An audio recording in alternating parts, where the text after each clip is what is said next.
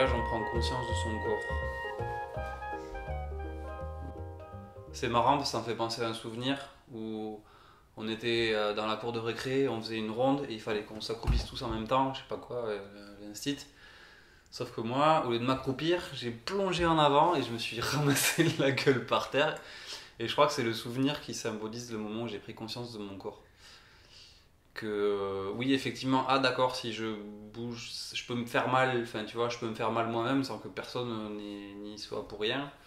Voilà, et pourtant c'est pas du tout l'impression que j'ai de mon corps.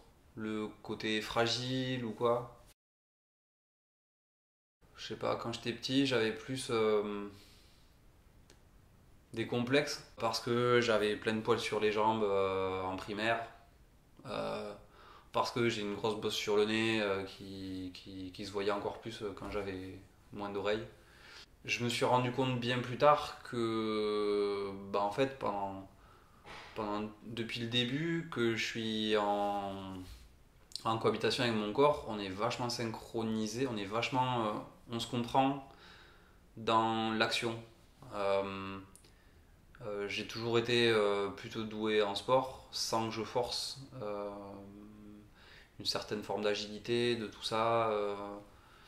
J'ai l'impression de ressentir une harmonie et une connexion très facilement. Mais ça, je l'ai rendu compte, je m'en suis rendu compte vachement plus tard.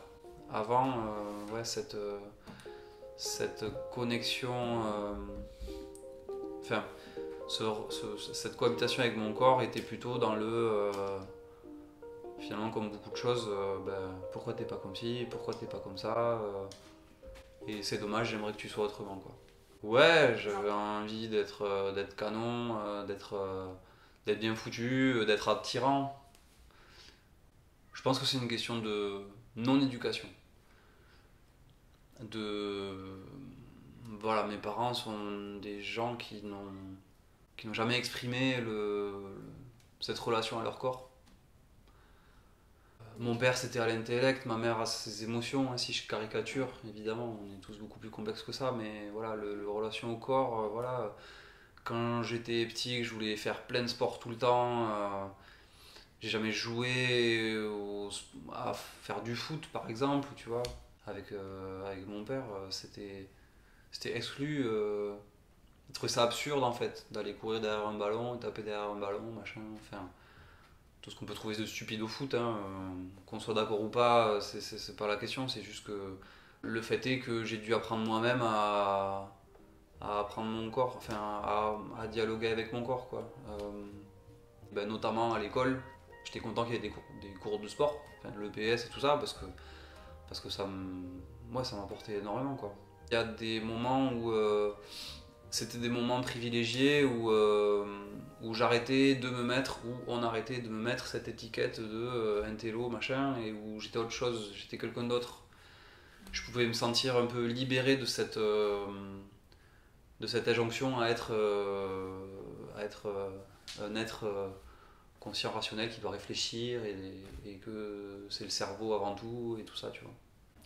Après, je pense que j'ai toujours gardé un complexe de pas être un canon et tout ça et de pas avoir énormément de succès auprès des filles et je le rapportais à mon physique, tu vois, alors qu'en fait c'était pas vraiment ça, c'était juste j'avais besoin qu'on vienne vers moi et la coutume, la tradition veut que ce soit les garçons qui aillent vers les filles, mais moi je savais pas faire ça. Et enfin voilà, des complexes avec mon corps, j'en ai toujours par rapport à cet aspect plastique. Je pense qu'il y a un côté aussi où ça me permet de garder une certaine forme de vigilance, de pas m'empâter tout le temps, tu vois. Et puis en fait, je me rends compte que mon corps est content aussi de ça, quoi. Quand j'ai des moments à me dire, bon là, ça serait bien que je prenne soin de mon corps, tu vois. Bah ouais, c'est cool, je me sens mieux. Le stéréotype de la masculinité, c'est peut-être le côté celui qui pisse le plus loin, qui montre qu'il est le chef, machin. Moi, j'ai plutôt cherché des compagnons que à être meilleur que les autres. ou trouver un chef, tu vois, essayer de trouver ma place dans une hiérarchie. Je cherchais plutôt à trouver ma place dans une fratrie. J'ai l'impression que dans n'importe quel groupe de mecs et dans n'importe quel groupe d'animaux sociaux, il y aura toujours le dominant qui de toute façon finit par émerger, quoi. Je pense que j'essayais plus d'être vers le entre l'indépendant et le subordonné, mais le subordonné parce que il fait partie du groupe où les gens sont d'égal à égal subordonnés, quoi. Ni souffre-douleur, ni au-dessus, ni en dessous, ni à part, mais ensemble. Mais c'est marrant parce que du coup, ça, pour moi, j'ai toujours considéré que c'était mon côté féminin. Tu vois, c'est une empathie ou voilà, une attention, une forme de douceur. Je me sens beaucoup plus à l'aise et jouasse quand je suis avec un groupe de copines que avec un groupe que de mecs, tu vois. Ouais, il y a quelque chose de plus fluide. Je sais pas, c'est plus. Il y a un côté où je préfère ce fun-là que le fun entre mecs où ce qui est fun c'est se chambrer, ce machin. Et j'aime pas ça, je trouve ça violent en fait. C'est marrant parce que mon groupe de potes que j'adore c'est ma famille quoi, mais depuis le collège, le lycée, on se voit, ça fait plus de 20 ans qu'on se connaît quoi. Tout le monde s'amusait à se chambrer, à s'insulter ou tu vois, à se bastonner gentiment, tout ça, mais jamais avec moi. Je pense que j'étais hyper susceptible et du coup ils savaient que voilà, ça m'amusait pas. Eux ils s'amusaient entre eux à faire ça, mais moi dans ce rapport-là, j'en voulais pas et du coup ça faisait un peu une exclusion que des fois je regrettais, mais en même temps, voilà, j'en veux pas quoi. Enfin,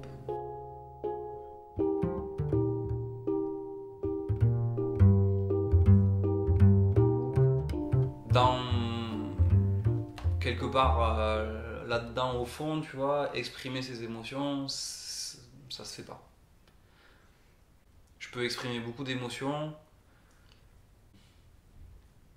mais il faut vraiment que ce soit dans un cadre très très intime. C'est sûr que c'est souvent les émotions négatives dont on parle, parce que les émotions positives, on nous encourage à les partager, donc ça donne une position de force quand tu as une émotion positive. Donc, peut-être les peurs est associée à la faiblesse, mais la colère peut être associée à la force. Alors que c'est complètement débile. Quand on y réfléchit, quand on est en colère, c'est juste que il y a quelque chose qui a traversé ton rempart, quoi, qui t'a piqué au vif et du coup tu réagis violemment et en fait on est le plus souvent en colère contre soi-même parce qu'on a été touché. Mais comme la colère s'associe à la violence et que la violence est quelque chose où on utilise nos muscles, ça peut être assimilé à de la force, mais c'est...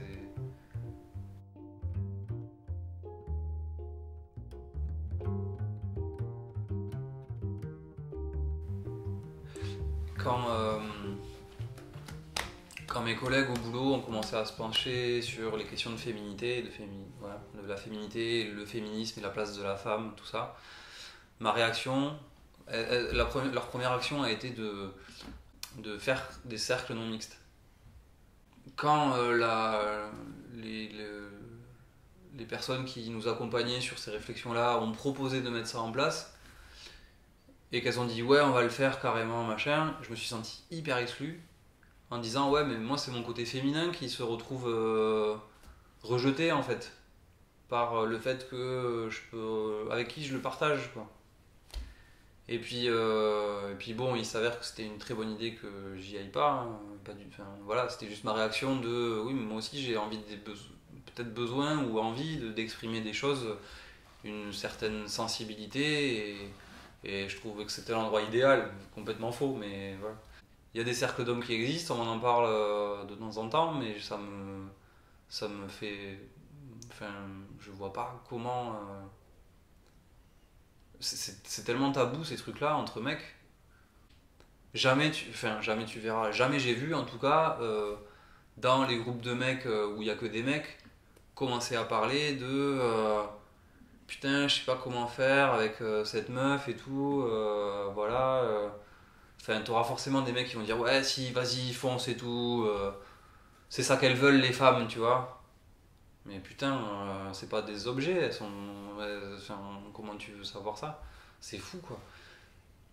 Dire j'ose pas, je sais pas m'y prendre, machin, que ça soit au lit ou pour inviter, enfin pour brancher quelqu'un, euh, c'est terrorisant et enfin, j'ai jamais vu un seul endroit, un seul cercle dans lequel je me sentais à l'aise de parler de ça quoi.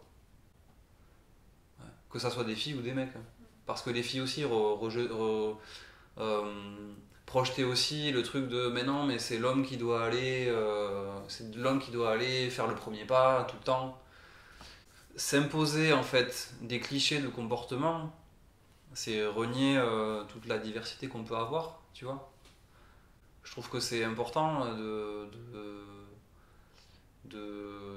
d'ouvrir ces sujets là. Il y a encore beaucoup de travail, il y a encore beaucoup de choses qui tombent. Je me souviens être tombé sur deux trois vidéos où les mecs ils disaient voilà, enfin moi on me voyait plutôt bien dans ce rôle de mal alpha et tout, enfin je me débrouillais bien, mais en fait je trouvais ça insupportable au bout d'un moment quoi, j'en pouvais plus, c'était intenable et ça me saoule et je suis pas que ça tu vois et des fois j'ai envie de pleurer et de dire ce que je ressens et machin, mais je peux pas, j'ai plus le droit. Ouais, des sentiments de détresse en fait, de s'être pris dans ce truc-là.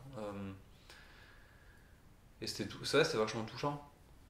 On n'a pas parlé de cul, c'est marrant. Tu peux parler de cul si tu veux.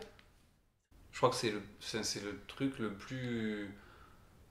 euh, qui a été un des trucs les plus difficiles à gérer pour moi, quoi. Il y a une espèce d'injonction à être un bon coup, à assurer, tu vois, et c'est hyper dur quand tu n'y arrives pas. C'est un cercle vicieux qui t'embarque dans des choses et puis t'as des réactions de certaines meufs qui te foutent au fond du seau quoi. Ça c'est super dur, c'est très dur de s'en relever, surtout que les premières fois c'est souvent catastrophique et que ça finit à renouer avec le complexe que tu peux avoir, voilà, que tu avais l'impression d'avoir dépassé parce que ça y est et tout, on me désire machin et puis en fait voilà c'est ça, c'est un tabou donc on sait pas ce qu'il faut faire machin alors en fait ça s'apprend, c'est en discutant. Mais finalement, j'ai beaucoup plus appris des filles que des mecs. C'est elles, enfin certaines qui étaient plutôt à l'aise avec ça, qui ont commencé à entamer la conversation, tu vois. Et à dire, et à rassurer, et à dire non mais voilà, après, enfin, c'est cool, hein, après t'inquiète pas, ça, on va y travailler, tu vois. Pas de soucis, bon, enfin, c'est pas important, c'est pas, tu vois. Mais je pense que voilà, j'ai plus appris en discutant avec les filles avec qui j'ai couché qu'avec n'importe quel mec sur Terre. Euh, et j'ai l'impression, je sais pas, mais j'ai l'impression que les filles c'est l'inverse. Elles apprennent plus en discutant entre copines qu'avec les mecs avec qui elles ont couché. Donc, et avec les filles enfin, qui dédramatisent le truc, bah, du coup, voilà, ça libère aussi énormément. T'as plus une obligation de performance en fait. Ça vole en éclats quoi. Et derrière ça, il y a il y a tout qui peut se libérer. Et moi, je trouve ça vachement plus fun et épanouissant quand c'est un jeu à deux et que c'est marrant et que voilà, il y a une forme d'égal à égal quoi qui se passe et pas de soumission.